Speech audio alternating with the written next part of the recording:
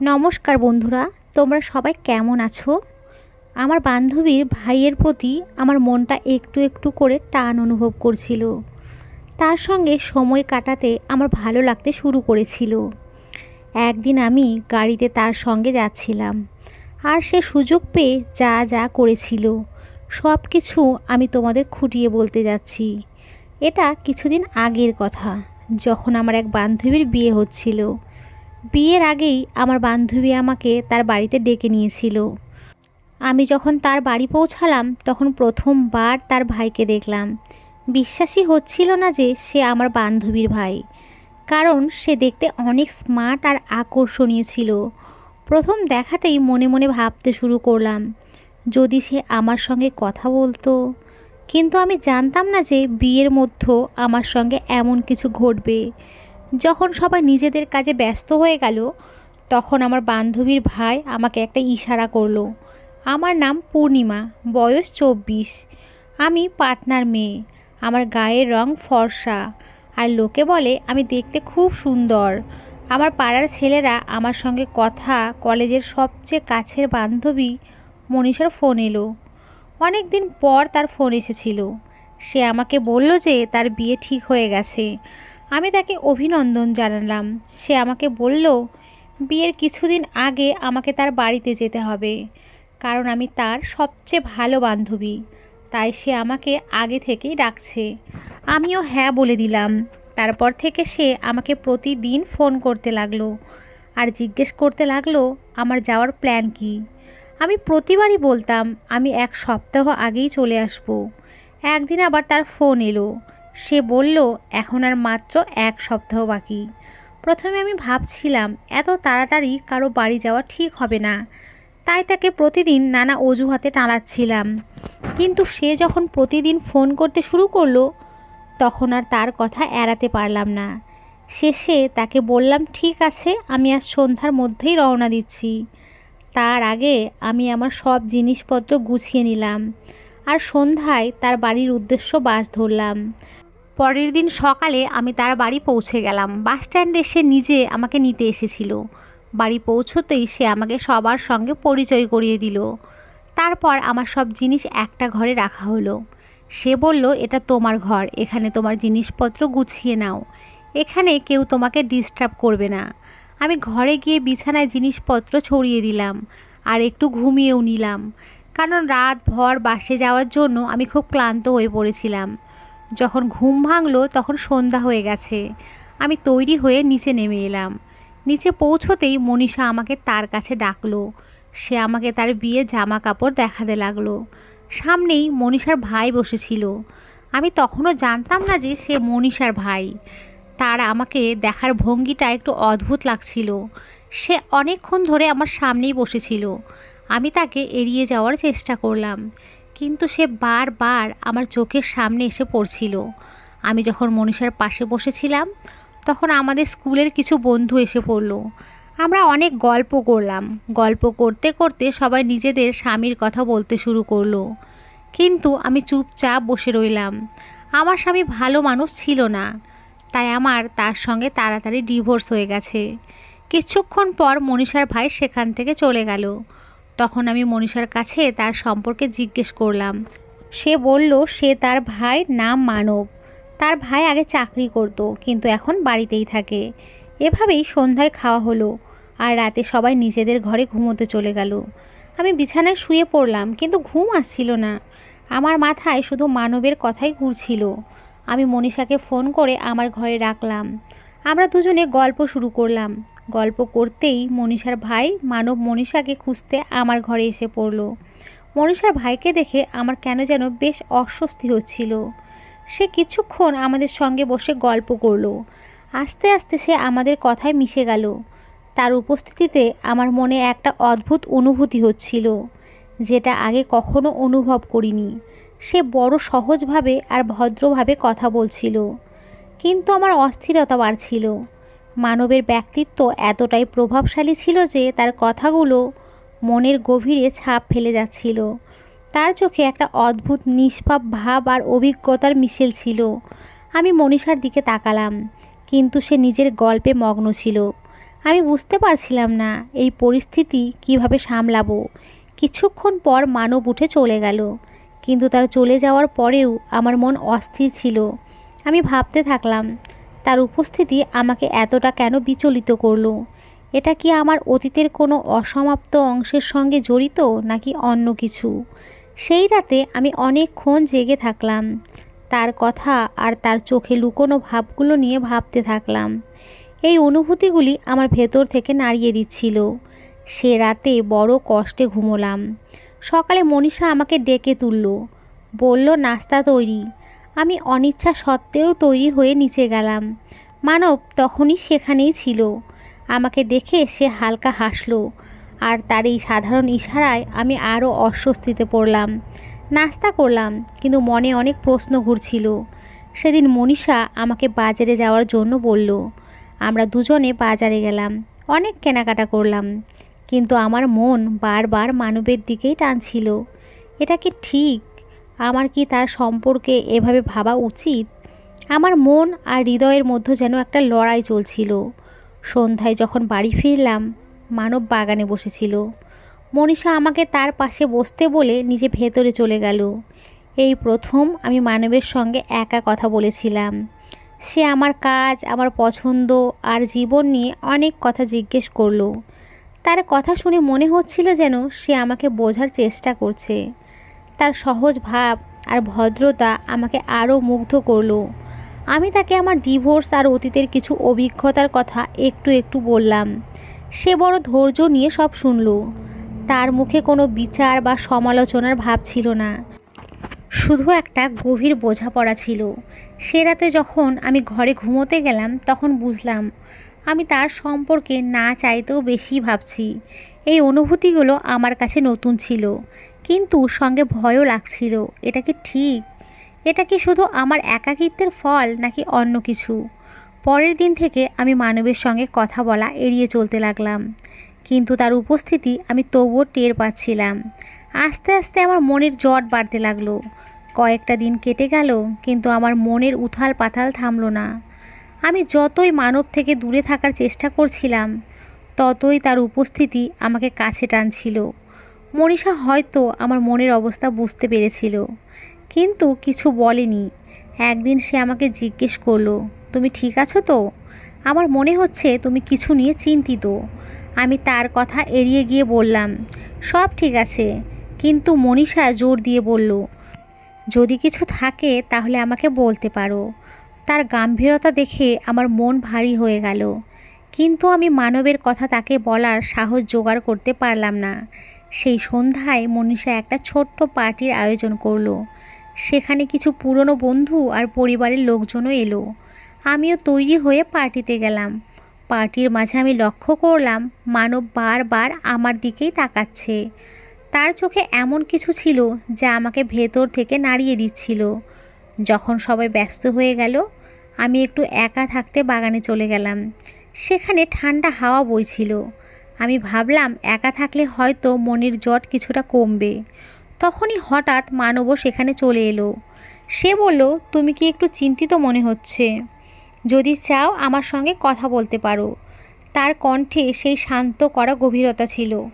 আমি প্রথমে চুপ থাকলাম, কিন্তু তারপর মনের ভার হালকা করার জন্য কথা বলতে শুরু করলাম। আমি তাকে আমার একাকিত্ব, আমার ডিভোর্স আর সেই শূন্যতার কথা বললাম, যেটা আমাকে সব সময় ঘিরে থাকে। মানব বড় মন দিয়ে আমার কথা শুনল। তারপর বলল, জীবনে কিছু সম্পর্ক আমাদের ভাঙে, কিন্তু কিছু সম্পর্ক আমাদের আবার জোড়াও দিতে পারে। আমাদের শুধু সঠিক সময় আর সঠিক মানুষের জন্য অপেক্ষা করতে হয়। তার কথাগুলো আমার হৃদয় ছুঁয়ে গেল। সেই মুহূর্তে আমার মনে হলো হয়তো আমি মানবের সঙ্গে একটা অদ্ভুত সংযোগ অনুভব করতে শুরু করেছি। তার কথায় একটা গভীর বোঝাপড়া ছিল, যেটা আমাকে শান্তি দিচ্ছিল। সেই রাতে আমি অনেকক্ষণ জেগে রইলাম। মনের মধ্যে একটা অস্থিরতা ছিল, কিন্তু সেই অস্থিরতার মধ্যেও একটা অদ্ভুত শান্তি মিশেছিল। আমি বুঝতেই পারছিলাম না এটা ঠিক না ভুল, তবে এটা জানতাম যে আমার হৃদয় এখন মানবের দিকে ঝুঁকছে। তার পরের দিনগুলোতে আমি ছোটোখাটো প্রতিটা বিষয়ে মানবের কথা ভাবতে শুরু করলাম। নিজেকে প্রশ্ন করলাম, এটা কি শুধুই একটা আকর্ষণ, নাকি আমি সত্যি তার জন্য কিছু অনুভব করছি? আমার মনটা ঠিক কী চায়, আর এটা কোথায় গিয়ে ঠেকবে, এটা বোঝার দরকার ছিল। মানবের প্রতি আমার অনুভূতি দিন দিন বাড়ছিল, আর এই ব্যাপারটা আমাকে ভেতর থেকে জট পাকিয়ে ফেলছিল। এই অনুভূতিগুলো কিভাবে সামলাবো বুঝে উঠতে পারছিলাম না। এটা কি ঠিক? আমার কি তার সম্পর্কে এতটা ভাবা উচিত? সে তো মনীষার ভাই, আর আমি এই সম্পর্কের অন্যভাবে দেখার সাহস জোগাড় করতে পারছিলাম না। একদিন মনীষা আমাকে বলল, মানব তোমার সম্পর্কে অনেক কথা বলে, বলে তুমি খুব বুদ্ধিমতী আর সংবেদনশীল। এটা শুনে আমি এক মুহূর্তের জন্য থমকে গেলাম। নিজেকে স্বাভাবিক দেখানোর চেষ্টা করে বললাম, এমন কিছু না, সে বড় বলেই হয়তো এসব বলে। কিন্তু মনীষার কথাগুলো আমার মনে আরও হইচই ফেলে দিল। কয়েকদিন পর মনীষা হঠাৎ ঘোষণা করলো যে তাকে কাজের জন্য কয়েকদিনের জন্য বাইরে যেতে হবে। সে বলল, তুমি এখানেই থাকো, মানব একা থাকবে, তোমারও একটু বদল হবে। আমি হতভম্ব হয়ে গেলাম, কিন্তু মনীষা হেসে বলল, চিন্তা করো না, আমার ভাই তোমার খুব ভালো খেয়াল রাখবে। মনীষা চলে যাওয়ার পর বাড়িতে শুধু আমি আর মানবী রইলাম। প্রথমে আমি তার থেকে দূরে থাকার চেষ্টা করলাম, কিন্তু সে সব সময় খুব সহজ আর ভদ্রভাবে থাকতো। এক সন্ধ্যায় বৃষ্টি হচ্ছিল, আমি বারান্দায় বসেছিলাম। মানব সেখানে চলে এলো। সে বলল, তোমার মুখে সব সময় যেন একটা লুকোনো কষ্ট থাকে। তোমার কি মনে হয় জীবন থেকে সুখগুলো শেষ হয়ে গেছে? তার এই কথা আমার লুকিয়ে থাকা অনুভূতিগুলোকে বাইরে টেনে আনলো। আমি বললাম, কখনো কখনো মনে হয় আমার জীবনটা শুধুই একটা শূন্যতা। অনেক চেষ্টা করেছি, কিন্তু সেই শূন্যতা ভরাতে পারিনি। মানব আমার দিকে তাকিয়ে বলল, শূন্যতা সবসময় খারাপ জিনিস। চলে যাওয়া আর ভালো জিনিস আসার জায়গা তৈরি করে। হয়তো তোমার জীবনে কিছু ভালো আসতে চলেছে, শুধু নিজেকে সেই পরিবর্তনের জন্য তৈরি করো। তার কথাটা আমার ভেতরটা ছুঁয়ে গেল। প্রথমবার মনে হলো মানবের সঙ্গে কথা বলা আমাকে একটা স্বস্তি দেয়, এমন শান্তি যেটা আমি অনেক দিন ধরে অনুভব করিনি। সে রাতে আমি অনেকক্ষণ জেগে ভাবলাম, আমি কি তার সঙ্গে আমার মনের কথা বলতে পারি? এটা কি ঠিক হবে? পরের দিন আমরা দুজনে চা খাচ্ছিলাম। আমি সাহস জুটিয়ে তাকে জিজ্ঞেস করলাম, যদি কাউকে পছন্দ করো কিন্তু পরিস্থিতি সেটাকে জটিল করে দেয়, তাহলে তুমি কি করবে? সে হেসে বলল, প্রতিটা সম্পর্ক পরিস্থিতি দিয়ে নয়, হৃদয় দিয়ে শুরু হয়। যদি সেই সম্পর্ক সত্যি হয়, তাহলে পরিস্থিতি নিজেই সঠিক পথ দেখিয়ে দেবে। তার এই কথা আমার মনের সব প্রশ্নের উত্তর দিয়ে দিল। আমি বুঝলাম, মানবের প্রতি আমার অনুভূতিগুলো শুধুই আকর্ষণ নয়, সেগুলো আমার জীবনের সেই শূন্যতাকে ভরিয়ে তুলছিল, যেটা আমাকে এতদিন ভেতর থেকে কুড়ে খাচ্ছিল। এখন প্রশ্ন ছিল, আমি কি আমার মনের কথা তার সামনে তুলে ধরব, নাকি এই অনুভূতিগুলো মনে চেপে তার বন্ধুত্বের সম্মান করব? আমার মন আর হৃদয় দুটোই জটে পড়েছিল। তবে এটা নিশ্চিত যে মানবের প্রতি আমার অনুভূতি এখন আমার জীবনের একটা অংশ হয়ে গেছে। আগে যা হবে তা সময় আর পরিস্থিতি ঠিক করবে, কিন্তু সেদিন প্রথমবার মনে হলো আমার জীবনে সুখ ফিরে আসার আশা আবার জেগে উঠেছে। আরও কয়েকটা দিন কেটে গেল। বাড়িতে মানবের সঙ্গে আমার কথাবার্তা স্বাভাবিক হয়ে গিয়েছিল, কিন্তু আমার হৃদয়ে তার উপস্থিতি আরও গভীর ছাপ ফেলতে শুরু করলো।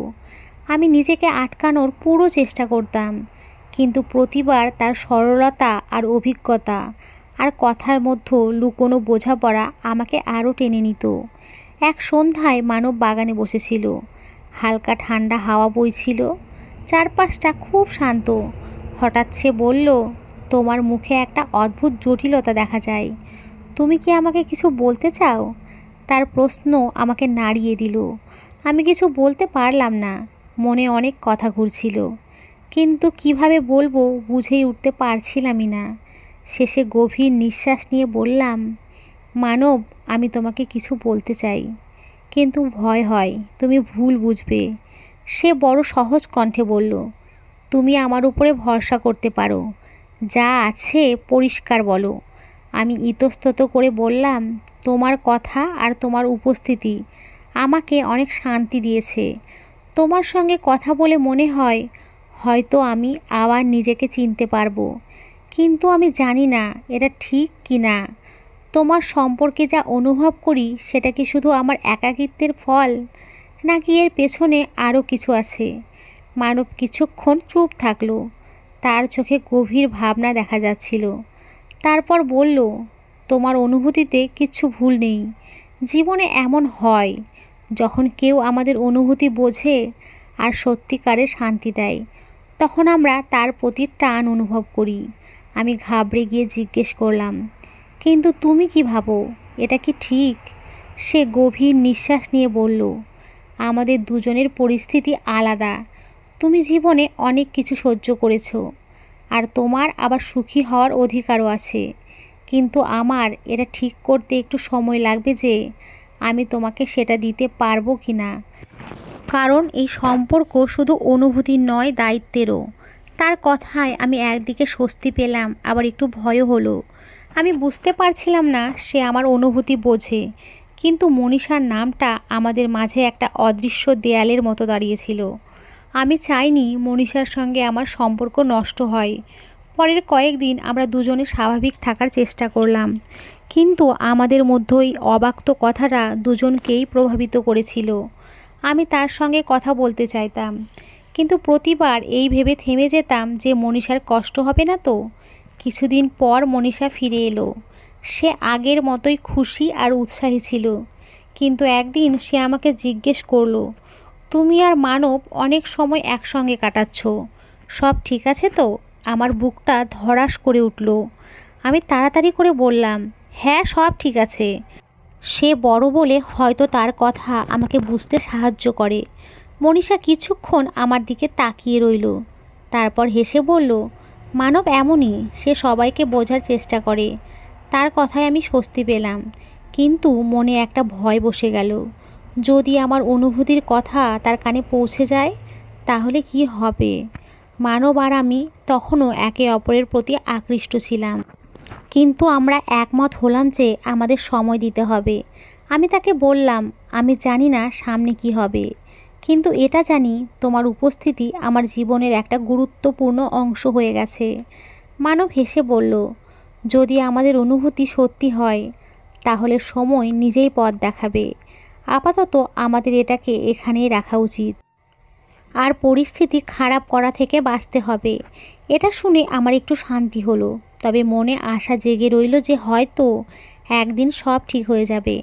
আমি ঠিক করলাম আমার অনুভূতিগুলো সামলে আমি জীবনকে এগিয়ে নিয়ে যাব, আর দেখব সময় আমাদের কোথায় নিয়ে যায়। মানব আর আমি আমাদের অনুভূতি নিয়ন্ত্রণে রেখে একটু দূরত্ব বজায় রাখার সিদ্ধান্ত নিলাম। এটা সহজ ছিল না, কারণ তার সঙ্গে কাটানো মুহূর্তগুলো আমার জীবনের সবচেয়ে শান্তিময় সময়ের মধ্যে একটা। কিন্তু মনীষার উপস্থিতি আর আমাদের সম্পর্কের জটিলতার কথা ভেবে এটাই ঠিক মনে হচ্ছিল। কয়েকদিন পর মনীষা আবার আমাকে জিজ্ঞেস করলো, তুমি খুব অন্যমনস্ক লাগছো, সব ঠিক আছে তো? তার কথায় আমি ভয় পেলাম, আবার স্বস্তিও পেলাম। আমি হেসে বললাম, হয়তো একটু ক্লান্তি। কিন্তু সে আবার বলল, তুমি মানবের সঙ্গে অনেক সময় কাটাচ্ছ, আমার মনে হয় সে তোমাকে বুঝতে শুরু করেছে। এটা শুনে আমি হতবাক হয়ে গেলাম। মনীষার মুখে কোনো রাগ বা সন্দেহ ছিল না, বরং একটা অদ্ভুত বোঝাপড়া ঝরে পড়ছিল। আমি বুঝলাম সে হয়তো কিছুটা আঁচ করেছে, কিন্তু সরাসরি কিছু বলেনি। একদিন যখন মনীষা কাজের জন্য বাইরে গিয়েছিল, তখন আমি আর মানব বাড়িতে একাই ছিলাম। সে আমাকে বলল, মনীষা কয়েকদিন আগে আমাকে জিজ্ঞেস করেছিল, তুমি খুশি আছো কি না? হয়তো সে কিছু আঁচ করেছে, আমাদের এখন খুব সাবধানে পা ফেলতে হবে। আমি বললাম, আমার ভয় হয় মনীষা যদি আমাদের সম্পর্কের জন্য আঘাত পায়, যদি তার মনে হয় আমরা তার ভরসা ভেঙেছি, তাহলে সে আমাদের কখনো ক্ষমা করবে না। মানব গম্ভীরভাবে বলল, তুমি ঠিকই বলেছ, আমিও চাই না মনীষা কোনোভাবে কষ্ট পাক, কিন্তু আমাদের এটাও বুঝতে হবে যে আমাদের নিজেদের জীবনেরও একটা মূল্য আছে। আমাদের এটা নিয়ে খোলাখুলি কথা বলতে হবে, তবে সঠিক সময়ে। কয়েক সপ্তাহ পর মনীষা আমাকে আর মানবকে একসঙ্গে বসে কথা বলতে দেখল। সেদিন তার চোখে প্রশ্ন ছিল, সে সরাসরি আমাকে জিজ্ঞেস করলো, তুমি কি মানবের জন্য কিছু অনুভব করো? আমি পুরোপুরি হতবাক হয়ে গেলাম আর চোখ ভিজে এলো, কিন্তু কিছু বলতে পারলাম না। মানব তখন মনীষাকে শান্ত করে বলল, তোমার বন্ধু আমার কাছে খুব বিশেষ। আমাদের মধ্যে একটা সংযোগ আছে যেটা কথায় বোঝানো কঠিন। তবে আমি এটাও বুঝি যে এই পরিস্থিতি তোমার কাছে অদ্ভুত লাগতে পারে। মনীষা কিছুক্ষণ চুপ করে রইল, তারপর আমাকে বলল, তুমি আমার কাছ থেকে এটা লুকিয়েছো কেন? ভেবেছিলে আমি বুঝবো না? আমি তার দিকে তাকিয়ে বললাম, আমি তোমাকে হারাতে ভয় পেয়েছিলাম। তোমার বন্ধুত্ব আমার কাছে সবচেয়ে গুরুত্বপূর্ণ। আমি চাইনি তুমি ভুল বোঝো। মনীষা গভীর নিঃশ্বাস নিয়ে বলল, এটা একটু অদ্ভুত বটে, তবে যদি তুমি আর মানব একে অপরের সঙ্গে খুশি থাকো তাহলে আমার কোনো আপত্তি নেই। আমি শুধু চাই তোমরা দুজনে সৎ থাকো। সেদিনের পর থেকে জিনিসপত্র আস্তে আস্তে বদলাতে শুরু করলো। মনীষা আমাদের সম্পর্ক মেনে নিল, যদিও তাকে এটা বুঝতে একটু সময় লাগলো। আমি আর মানব আমাদের সম্পর্কে আরও স্পষ্টতা আর বোঝাপড়া দিয়ে এগিয়ে নেওয়ার সিদ্ধান্ত নিলাম। এখন আমাদের সম্পর্ক শুধু অনুভূতির নয়, বরং পরিপক্কতার পারিবারিক সম্মানের প্রতীক হয়ে উঠেছিল। আমি নিজেকে শিখিয়েছিলাম যে ভালোবাসা যে কোনো রূপে আসতে পারে, আর যদি সেটা সত্যি হয় তাহলে তাকে গ্রহণ করতে কোনো দ্বিধা করা উচিত নয়। আগামী দিনগুলোতে আমাদের সম্পর্ক একটা নতুন দিকে মোড় নিল। আমরা দুজনে নিজেদের দায়িত্ব পালন করতে করতে আমাদের সম্পর্ককে একটা সম্মানজনক জায়গায় নিয়ে গেলাম। মনীষাও আমাদের সঙ্গে ছিল, আর তার সাহায্যেই আমাদের জীবনকে আরও সুন্দর করে গড়ে তুলল। মনীষার বোঝাপড়া আর সমর্থনের পর আমাদের সম্পর্ক আস্তে আস্তে একটা স্থিতিশীল আর সুখের দিকে এগোতে লাগলো। শুরুতে মনীষার এই নতুন পরিবর্তনের সঙ্গে তাল মেলাতে একটু সময় লেগেছিল, কিন্তু সে প্রতিটা পদক্ষেপে আমার আর মানবের পাশে থেকেছে। মনীষার মেনে নেওয়ার পর সবচেয়ে বড় চ্যালেঞ্জ ছিল পরিবার আর সমাজকে এই সম্পর্কের কথা জানানো। আমি আর মানব ঠিক করলাম আমরা এই সম্পর্ককে ধীরে ধীরে সবার সামনে আনব। প্রথমে আমি আমার পরিবারকে বললাম। আমার মা শুরুতে একটু অবাক হলেন, কিন্তু আমার খুশি আর মানবের প্রতি আমার গভীর সম্মান দেখে তিনিও এটা মেনে নিলেন। তিনি আমাকে বললেন, তুমি জীবনে অনেক কষ্ট দেখেছো, যদি এই সম্পর্ক তোমাকে সুখ দেয় তাহলে আমাদের কোনো আপত্তি নেই। মানব ও মনীষার বড় বোন আর অন্য আত্মীয়দের সঙ্গে এটা নিয়ে কথা বলল। প্রথমে লোকের কাছে এই সম্পর্কটা অস্বাভাবিক লাগলো, কিন্তু মানবের শান্ত আর ভরসাযোগ্য ব্যক্তিত্ব আর আমাদের পারস্পরিক সম্মান দেখে আস্তে আস্তে সবাই এটা বুঝতে আর মেনে নিতে শুরু করলো। এখন আমাদের সম্পর্ক শুধু দুজনের মধ্যে সীমাবদ্ধ ছিল না, এর সঙ্গে পরিবার আর সমাজের দৃষ্টিভঙ্গিও জড়িয়ে গিয়েছিল। মানবের সঙ্গে জীবনকে নতুনভাবে বাঁচার অভিজ্ঞতা আমার কাছে অমূল্য ছিল। মানব আমার অনুভূতিগুলো গভীরভাবে বুঝতো। সে আমার অতীতের কষ্টকে তার স্নেহ আর অভিজ্ঞতা দিয়ে ভরিয়ে তোলার চেষ্টা করত। আমি তার একাকিত্বের সঙ্গী হয়ে উঠলাম। আমরা দুজনে একে অপরের অভাব আর ভাঙা অংশগুলো বুঝে পূরণ করার চেষ্টা করলাম। মনীষা এখন আমাদের সম্পর্কের একটা অবিচ্ছেদ্য অংশ হয়ে গিয়েছিল। সে প্রায়ই হেসে বলতো, ভাই এখন আমার বন্ধু তোমার সঙ্গেই বেশি কথা বলে। তার এই সহজতা আর মজা আমাদের সম্পর্ককে আরও মজবুত করে তুলত। কয়েক মাস পর আমরা আমাদের সম্পর্ককে আনুষ্ঠানিক রূপ দেওয়ার সিদ্ধান্ত নিলাম, একটা ছোট পারিবারিক আয়োজনে যেখানে শুধু আমাদের কাছের মানুষজন ছিল। আমরা আমাদের বিয়ের ঘোষণা করলাম। এটা ছিল একটা সাধারণ কিন্তু আবেগপূর্ণ অনুষ্ঠান। মনীষা আমাকে জড়িয়ে ধরে বলল, এখন তুমি আমার বন্ধু ছাড়াও আমার পরিবার। আমি শুধু চাই তোমরা দুজনে সৎ থাকো।